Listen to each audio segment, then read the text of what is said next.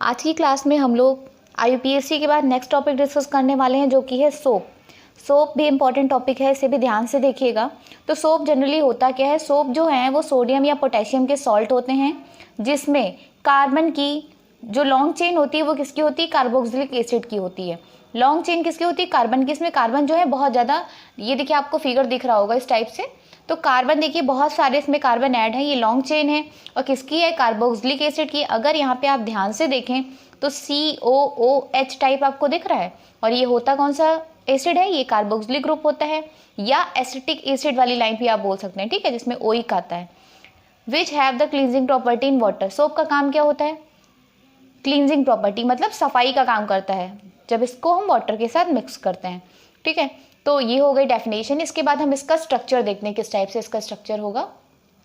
तो स्ट्रक्चर देखिए इसका होता क्या है, एक्चुअल नेम इसका मैं लिख दे रही हूँ, C17H35 COONA, ठीक है। या तो ये हो सकता है या Na की जगह पे K भी लगा हो सकता है, दोनों ही आपका सोप का फॉर्मूला है।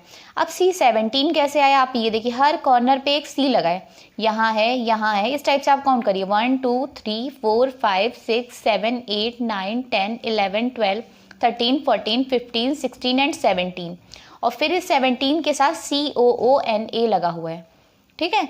तो आपको ये डिज़ाइन नहीं है, ये क्या है, एक तरीके से कार्बन मेंशन किए गए हैं। अब जब सब कार्बन की वैलेंसी आप कंप्लीट करेंगे, जैसे यहाँ पे एक है बॉन्ड, तो यहाँ पे कितने H हो जाएंगे, C के साथ 3 हो जाएंगे, CH3। तो ये जब आप H सारे फिल करोगे तो H35 भी कंप्लीट हो जाएंगे। फिलहाल उसको करने की कोई नीड नहीं है, बट अगर आप ओपन करेंगे और आप फिल करना स्टार्ट करेंगे तो ये चीज़ आपको दिखेगी कि H भी 35 है यहाँ पे, ठीक है। तो ये लॉन्ग चेन हो गई हाइड्रोकार्बन की, और यहाँ पे ये कौन सा हो गया, कार्बो ऑक्सिलेट आयन। इसे हम लोग क्या बोलते हैं, कार्बो ऑक्सिलेट आयन बोलते हैं। और ये पूरा स्ट्रक्चर हो गया सोप का, ठीक। ये बात तो सोप की यहाँ पे खत्म हो गई कि डेफिनेशन क्या है और इसका स्ट्रक्चर क्या है। अब आपसे अगर ये पूछा जाए कि हम सोप को किस तरीके से बनाते हैं, ठीक है, तो उसके लिए आप क्या करेंगे। अब सोप जो है, जो प्रोसेस से बनाया जाता है, जिस भी प्रोसेस से, उस प्रोसेस को हम लोग क्या बोलते हैं, सैपोनिफिकेशन बोलते हैं, ठीक है। तो देखिए ये सैपोनिफिकेशन क्या होता है, या सोप किस तरीके से बनता है। The alkaline hydrolysis of fats और ऑयल्स ऑफ ग्लिसरॉल। कहने का सेंस ये है कि ग्लिसरॉल के फैट्स या ऑयल्स की हम जब हाइड्रोलिसिस करें, कैसी हाइड्रोलिसिस हो, एल्केलाइन हाइड्रोलिसिस हो, ठीक है, तो क्या होता है, and sodium salt of fatty acid is called saponification. तो क्या होता है, देखिए फिर से एक बार स्टार्ट करते हैं। द एल्केलाइन हाइड्रोलिसिस मतलब एल्केलाइन हाइड्रोलिसिस की जाए किसकी, फैट्स और ऑयल्स टू गिव, किसी भी फैट या किसी भी ऑयल की एल्केलाइन हाइड्रोलिसिस की जाए, और इसकी हाइड्रोलिसिस होने के बाद क्या बने, ग्लिसरॉल बने और सोडियम सॉल्ट बने। तो इस प्रोसेस को हम लोग क्या कहते हैं, सैपोनिफिकेशन कहते हैं, ठीक है। अब इसकी हम रिएक्शन देखने की किस तरीके से ये रिएक्शन इसकी होती है। ये है रिएक्शन जो मैंने लिख रखी है, तो आपको देख के बहुत घबराना नहीं है। हाँ बड़ी रिएक्शन जरूर है, बट ये आसान है। देखिए आप कैसे इसको लर्न करेंगे। ये है ट्राई स्टेरीन, या आप कहेंगे ग्लिसरल स्टेरेट। इसका फॉर्मूला क्या लिखा है, CS2। ध्यान से देखिए, अभी पहली लाइन पढ़ेंगे, फिर इसी को देखो कैसे चेंज करना है, CS2OCO C17H35। आपको इसके बाद नेक्स्ट स्टेप में इसमें एक H कम कर देना है, तो सेम चीज़ जैसे ऊपर लिखी लिख दीजिए, और फिर बॉन्ड लगाने के बाद जो ऊपर चीज़ लिखी वही सेम चीज़ नीचे लिखी हुई है। तो इसमें कोई लर्न करने में आपको खास दिक्कत होगी नहीं, ठीक है। पहली वाली सीक्वेंस आप ध्यान रखिएगा बस। फिर क्या होता है, देखिए 3 बॉन्ड है, तो जो NaOH होगी, यानी जो एल्केलाइन हाइड्रोलिसिस हम करेंगे वो कितने NaOH लेंगे, उसमें हम 3 लेंगे, क्योंकि यहाँ पे 3 है C, ये अलग अलग, ठीक है। इसको क्या बोलते हैं, सोडियम हाइड्रोक्साइड बोलते हैं, ये तो आपको पता होगा। इसके बाद नेक्स्ट स्टेप आपका क्या है, ये आपको बहुत ध्यान से देखना है। देखिए यहाँ पे हमने इसको इस तरीके से ब्रेक कर दिया, ये आप देख रहे हैं, इधर के जो भी बॉन्ड है CS2 CS2 है, इसमें हम लोगों ने क्या किया, NaOH को अगर हम ब्रेक करें तो Na और OH में टूटेगा, ठीक है। तो जो ये OH हैं, कितने OH है टोटल, यहाँ पे 3 है, तो हम क्या करेंगे, इसको ऐसे अलग कर देंगे और हर एक चीज़ को एक OH यहाँ दे देंगे, एक OH इसको दे देंगे, एक OH इसको दे देंगे।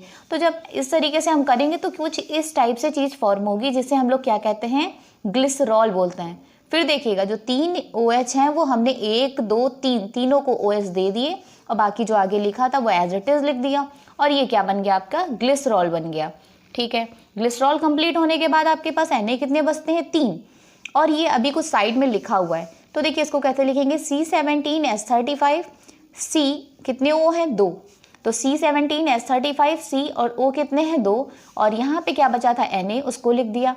अब देखिए जरा बैलेंस किस तरीके से हो रहा है, ये चीज़ जो है C17H35 COO, इतनी चीज़ कितनी बार आई है 1 2 3, और Na यहाँ पे कितने 3, तो इसको हमने मिला के फॉर्मूला तो बना दिया और बाहर बैलेंसिंग के लिए हमने यहाँ पे क्या लगा दिया 3 लगा दिया, और इसी को हम लोग क्या बोलते हैं सोडियम स्टेरेट, या हम इसको बोलते हैं सोप।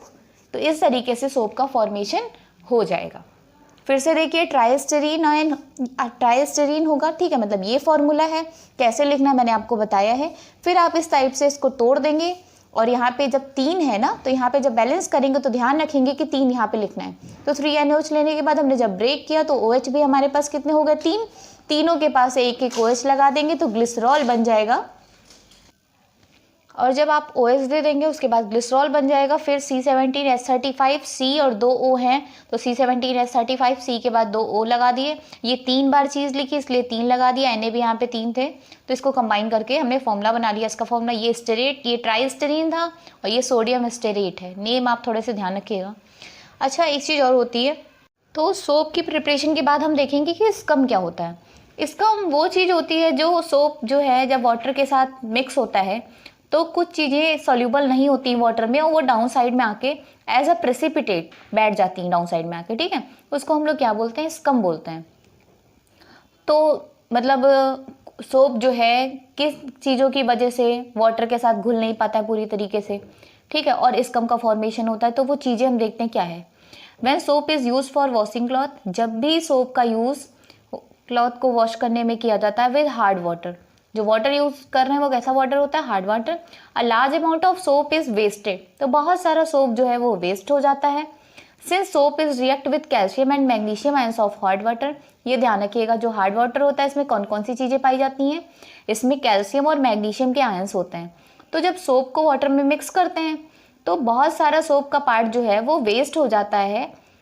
क्यों वेस्ट हो जाता है, क्योंकि वो पार्ट जो है वो कैल्शियम और मैग्नीशियम जो वाटर के अंदर प्रेजेंट है उसके साथ वो रिएक्ट करता है, और रिएक्ट करने के बाद क्या होता है to form a insoluble salt, उसके बाद क्या करता है जब रिएक्ट करता है तो एक इनसोल्यूबल प्रेसिपिटेट बनता है, उसे हम लोग क्या बोलते हैं स्कम बोलते हैं, ठीक है। तो स्कम एक्चुअल में है क्या, ये सोडियम स्टेरेट था, ये सोप था, ठीक है, और सोप ने किससे रिएक्शन की कैल्शियम और मैग्नीशियम आयन, मैंने बोला ना कैल्शियम एंड मैग्नीशियम आयन, तो कैल्शियम आयन के साथ जब रिएक्ट करेगा तो ध्यान रखिएगा ये Na यहाँ से हट जाएगा, ठीक, और ये Ca यहाँ पे ऐड हो जाएगा, तो जो इसकी वैलेंसी इसका जो फॉर्मूला बनेगा C17H35 COO और यहाँ होल अप 2 और Ca, ऐसा क्यों होगा क्योंकि Ca की वैलेंसी 2 है।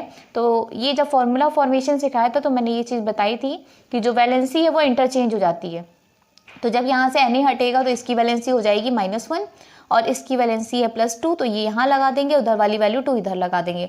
तो फॉर्मूले का फॉर्मेशन कुछ इस तरीके से होगा C17H35 COO whole twice Ca, और इसे हम लोग क्या बोलेंगे कैल्शियम स्टेरेट बोलेंगे, और यही क्या कहलाता है कैल्शियम स्टेरेट, स्कम के नाम से जाना जाता है, ठीक है। तो सोप से रिलेटेड इतनी चीज़ें थी, तो आप इसका फॉर्मेशन बहुत ध्यान से देखिएगा कि किस तरीके से ये फॉर्म करता है, और स्कम क्या होता है, या आपसे ये पूछा जा सकता है what is the formula of scum, तो आपको स्कम का फॉर्मूला पता होना चाहिए क्या होता है, कैल्शियम स्टेरेट होता है, और ये कब बनता है जब ये वाटर के साथ हार्ड वाटर के साथ रिएक्ट करता है, तो सोप और कैल्शियम आयन मिल करके क्या बनाते हैं एक इनसोल्यूबल प्रेसिपिटेट बनाते हैं, जिसे हम लोग क्या बोलते हैं कैल्शियम स्टेरेट बोलते हैं।